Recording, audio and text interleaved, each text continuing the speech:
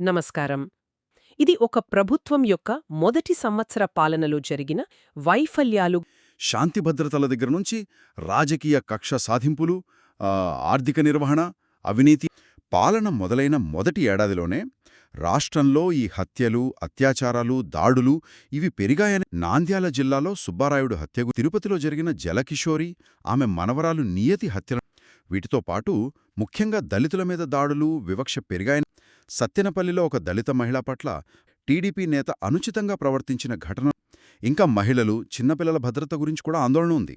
ఏలూరు, పామర్రు లాంటి చోట్ల జరిగిన కొన్ని లైంగిక నేరాల ఘటనలు, శాంతి భద్రతల పరిస్థితి బాగా క్షీణించింది. వైఎస్సార్సీపీ పార్టీ కార్యాలయాల కూల్చివేతలు, తాడేపల్లి, కర్నూలు, విశాఖ, నెల్లూరు ఇలా చాలా చోట్ల హైకోర్టు ఆదేశాలను కూడా పరిగణనలోకి తీసుకోలేదు. అలాగే మాజీ మంత్రి విశ్వరూప్ కుమారుడు శ్రీకాంత్ను ఒక పాత కేసులో అరెస్టు చేయడం, ఎంపీ మిథున్ రెడ్డిని మద్యం కేసులో ఇరికించే ప్రయత్నాలు జరిగాయి. దీనిపై సుప్రీంకోర్టు కూడా కొన్ని వ్యాఖ్యలు చేసిందని, ఇంకా శాసన మండలి ప్రసారాలు కొన్ని ఛానళ్లకు ఆపేశారని. అంటే కార్యాలయాల కూల్చివేతలు వంటి పరిపాలనా చర్యలే కాకుండా ఇలా వ్యక్తిగత కేసులు కూడా రాజకీయ ప్రేరేపితమే. ఏపీ ఫైబర్నెట్ టెండర్ల ప్రక్రియలో అంటే దాదాపు 333 కోట్ల రూపాయల విలువైన టెండర్లలో అవకతవకలు జరిగాయను. టెరాసాఫ్ట్ అనే ఒక కంపెనీ, అది బ్లాక్ లిస్ట్ చేయబడిన కంపెనీ, దానికి మేలు చేశారని. అలాగే మార్గదర్శి చిట్ ఫండ్స్ డిపాజిట్ల సేకరణ విషయంలో ఆర్బీఐ అభ్యంతరాలు చెప్పిందని.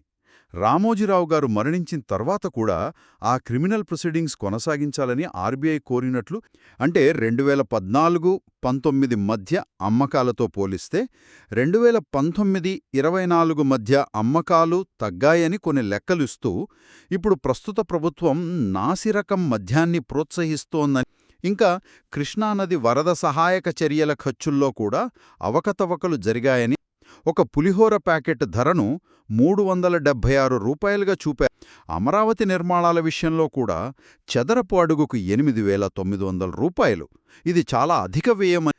రాష్ట్ర జీఎస్టీ వసూళ్లు తగ్గుతున్నాయని, ఇది దేశ సగటు కంటే తక్కువగా ఉందని. రాష్ట్ర అప్పులు అవి విపరీతంగా పెరిగాయి. పాలన మొదలైన మొదటి సంవత్సరంలోనే సుమారు 1.3754 కోట్ల రూపాయలు సమీకరించారని. ఇక హామీల విషయానికొస్తే నిరుద్యోగ భృతి అంటే యువగళం కింద నెలకు 3,000 ఇస్తామన్నది ఇంకా అమలు కాలేదని. పైగా ఉద్యోగాలు ఉన్నవాటిని తీసేస్తున్నారని. ఉదాహరణకు వాలంటీర్లు దాదాపు 2.66 లక్షల మంది, బెవరేజెస్ కార్పొరేషన్లో ఒక 18,000 మంది, ఫైబర్ నెట్లో 800 మంది.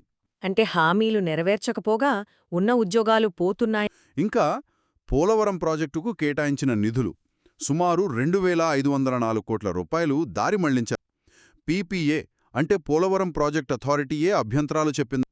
ఆరోగ్యశ్రీ పథకాన్ని నిర్వీర్యం చేస్తున్నారు. రైతు భరోసా కేంద్రాలను, ఆర్బీకేలను మూసివేస్తున్నారు. ప్రభుత్వం యొక్క మొదటి సంవత్సర పాలన మీద శాంతి భద్రతలు సరిగా లేవ, రాజకీయ కక్ష సాధింపులు ఎక్కువయ్యా, ఆర్థికంగా అవకతవకలు జరిగాయ, హామీలు నెరవేర్చలేదని.